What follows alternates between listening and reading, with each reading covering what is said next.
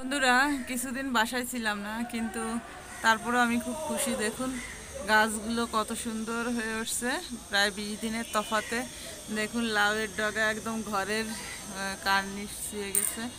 আর বেলকনিতে তো সিম গাছটা এত সুন্দর হয়েছে, মানে ভালো করে সচক্ষে না দেখলে বোঝা যাবে না যে কত সুন্দর হয়েছে। তারপরেও ভিডিওতে একটু দেখানোর চেষ্টা করছি, একটু বাইরে থেকে দেখবেন যে কত সুন্দর লাগছে সিম গাছগুলো দেখতে।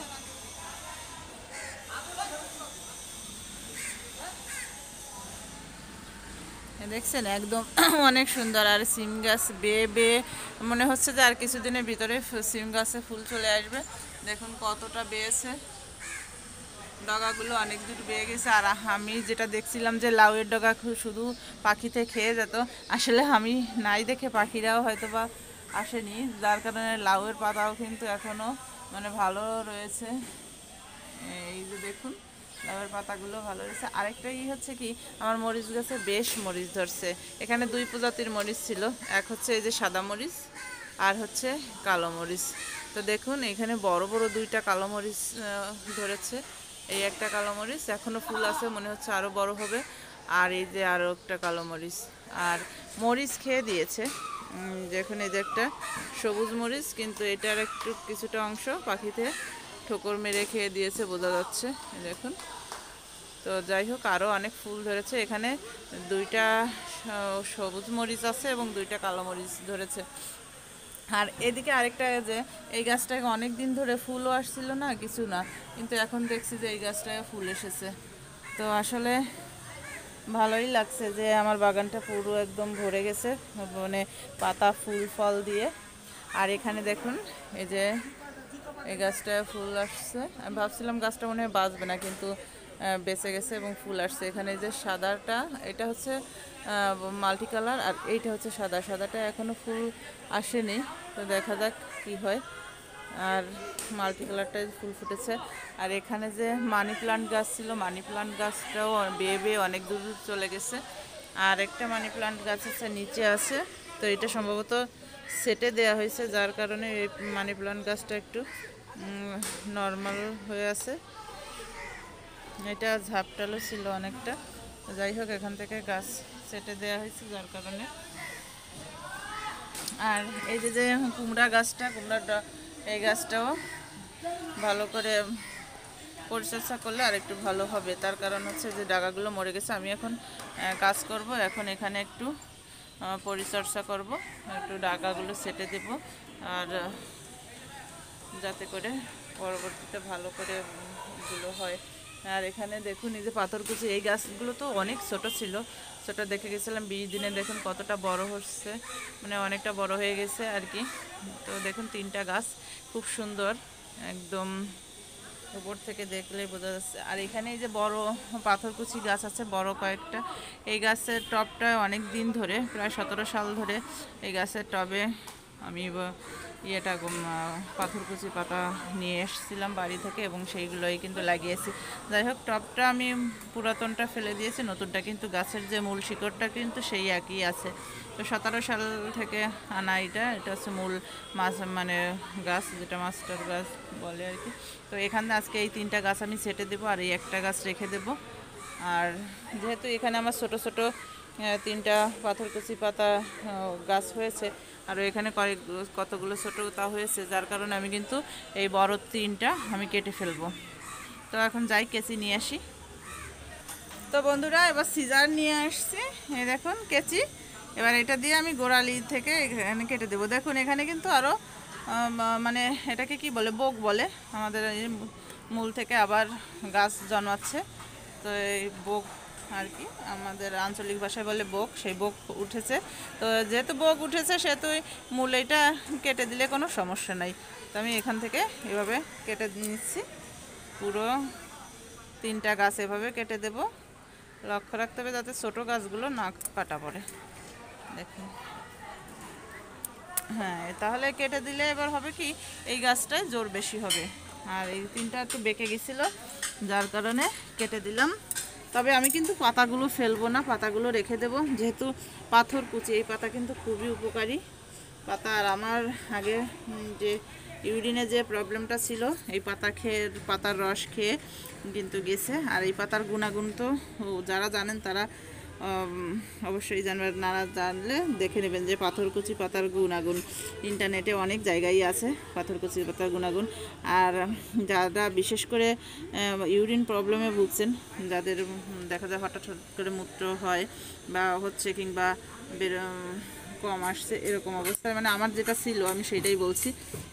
তো এরকম অবস্থায় রোজ সকালে 2টা পাথরকুচি পাতা বাসি পেটে একটু হালকা লবণ দিয়ে এটা রসটা চিবিয়ে খেলে কিন্তু মানে রোগ থেকে মুক্তি লাভ করা যায়। আমার যেটা হয়েছে, আমি কিন্তু এইটা এবং আরেকটা যে একটা জল সকালবেলা বাসি পেটে কিছু জল খেতাম, মানে 1 গ্লাস পরিমাণ, আর হচ্ছে 2টা পাথরকুচি পাতা ভালো করে ধুয়ে লবণ দিয়ে চিবিয়ে খেতাম, মানে চিবিয়ে রসটা মুখের ভিতরে পুরে নিয়ে পরে এগুলো ফেলে দিতাম। তো যার কারণে আমি এখন অনেকটাই কিন্তু সুস্থ।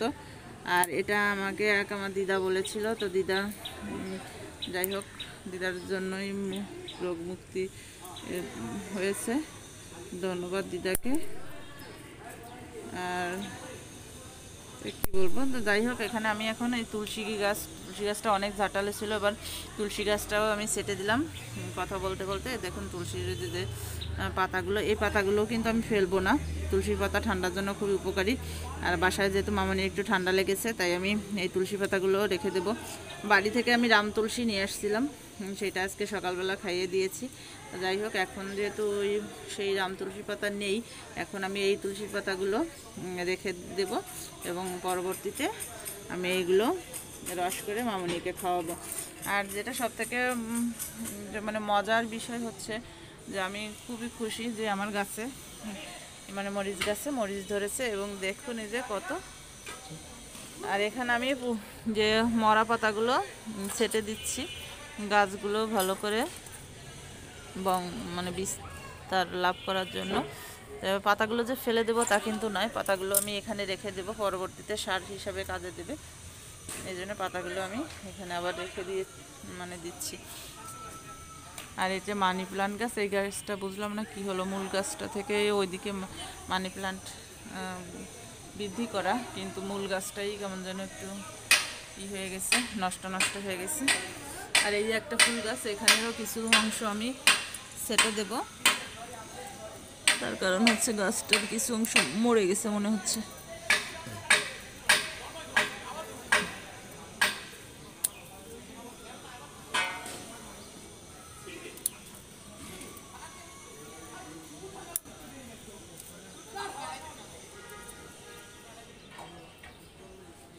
দেখুন, আর সব থেকে ভালো লাগার যে বিষয়টা যে সিম গাছ এবং লাউ গাছ মিলে অসাধারণ একটা সবুজত্ব যেটা বলে লাভ করছে, এটা খুবই ভালো লাগছে। আর বাইরে থেকে তো ভালোই, দেখুন কত সুন্দর লাগছে বাইরে থেকে দেখতে, বেলকনিটা পুরো ছেয়ে গেছে গাছে। তো আশা করি কিছুদিন পরে, যেহেতু এতটা ঝাঁটালে হয়েছে, কিছুদিন পরে সিম ধরার মানে ফুল আসবে, সিমও ধরবে। কারণ আমি আজ পর্যন্ত যে গাছগুলো লাগিয়েছি সবগুলোই ফল পেয়েছি, আশা করি এগুলোতেও পাবো। লাউয়ে পাবো কিনা জানি না, কারণ লাউটা নিয়ে আমি অতটা আশা করি না। লাউয়ে যে পাতাগুলো বেশ হয়েছে এটাই আমার কাছে এনাফ, তার কারণ এইখানে মানে লাউ হবে সেটা একটা অবিশ্বাস্য। আর হলে তো ভালো কথা, যাই হোক না হলেও কোনো ক্ষতি নেই, তবে সিম গাছে যে সিম ধরবে সেটা আমি নিশ্চিত। তাই আমি এইদিকে সিমের যে ডাগাগুলো এদিকে একটু এগিয়ে দেব ভিতরের দিকে, গাছগুলো ওই দিকে বেয়ে গেছে, আমি চেষ্টা করব। দেখুন অনেকগুলো লতা যেগুলো বাইরে বেয়ে গেছে সেটা ভিতরে নিয়ে নেব, তাতে করে দেখা যায় যে পরবর্তীতে এইদিকে গাছগুলো ওইদিকে বিস্তারিত না হয়ে এদিকে বিস্তৃত হবে।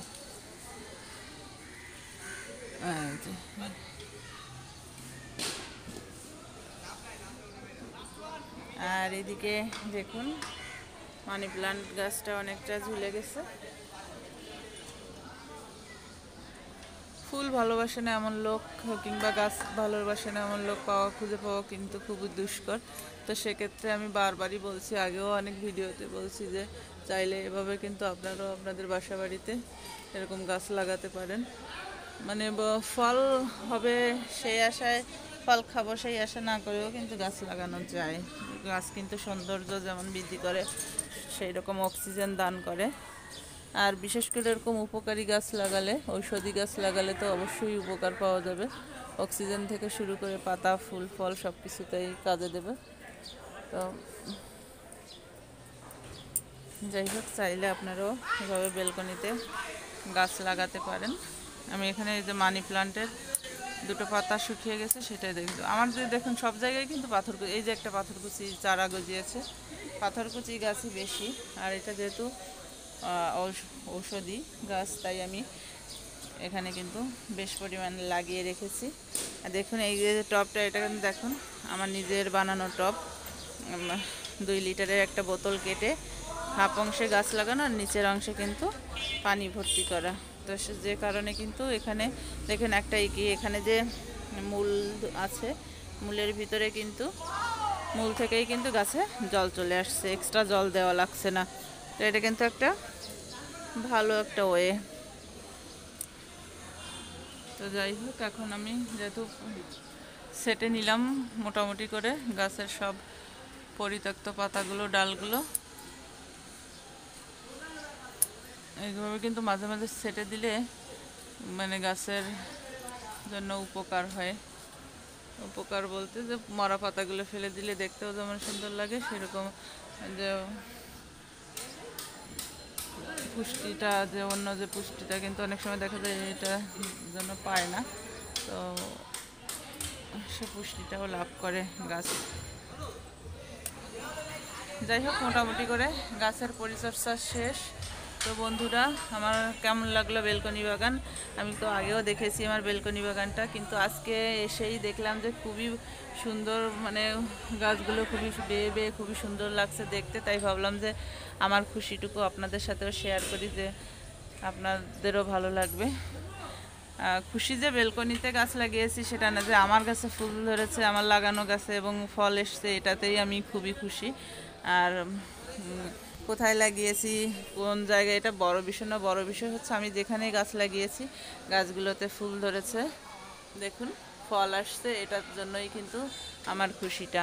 আর এই খুশি আপনাদের সাথে ভাগ করার জন্য সকাল সকাল চলে এলাম বেলকনিতে, আর দেখিয়ে দিলাম যে দেখুন কত ফুল ফুটছে। মরিচ গাছে ফুল ধরেছে, মরিচ ধরেছে, আবার এমনি ফুল গাছে ফুল ধরেছে। আর সব মিলে গাছগুলো অনেক সুন্দর হয়েছে, এইগুলোই দেখানোর জন্য মূলত ভিডিওটা করা। যাই হোক বন্ধুরা, এখন বিদায় নিলাম, আমাকে অন্য কাজ করতে হবে। বাইরে প্রচণ্ড বাতাস আর হচ্ছে মেঘলা, শৈত্যপ্রবাহ চলছে, আরও নাকি 3-4 দিন এরকম করে থাকবে। তো ঘরে বিনা প্রয়োজনে বাইরে, বাসার বাইরে বের না হওয়াই ভালো সবার জন্য। এটা ভালো বয়ে আনবে। যদিও এখানে আমার পাশেই খেলার মাঠ, খেলা করছে ছেলেপেলেরা, তার কারণ খেলাধুলায় কিন্তু শরীর গরম থাকে, আমরা অনেকে জানি। এই কারণে কিন্তু অনেকে এসে খেলা করছে, ব্যাডমিন্টন, র্যাকেট, যে যা পারছে। তো যাই হোক, এখন ওটা বড় বিষয় না। বড় বিষয় হচ্ছে শৈত্যপ্রবাহ, সবাইকে সতর্ক থাকতে হবে, ঠান্ডা সর্দি যাতে না লাগে। আমরা তারপরেও তো লেগে যায়। তো যাক, আজকে আমি বেলকনি বাগানটা পরিষ্কার করলাম, আর যে খুশিটা দেখাতে এলাম, তো সেইটাই যে আসলে আমারও গাছে ফুল ধরছে, ফল এসেছে। আমি আগে পরে যত গাছ লাগিয়েছি সেই গাছগুলোকে ফুল ধরছিল, ফলও আসছে। কিন্তু সব থেকে বড় কথা হচ্ছে যে শহরের পরে এভাবে গাছ লাগাবো এবং এভাবে ফুল ধরবে, ফল আসবে, এটা আমার জন্য একটা অবিশ্বাস্য ছিল। যাই হোক, সেটাও অসাধ্য সাধন হলো বলা চলে। তো সেই খুশিটাই আপনাদের সাথে ভাগ করতে এলাম। তো বন্ধুরা, আজকে এ পর্যন্ত রাখছি, আবারও অন্য কোনো ভিডিও নিয়ে কথা হবে। তত সময় ভালো থাকবেন। তো বন্ধুরা, ধন্যবাদ সকলকে।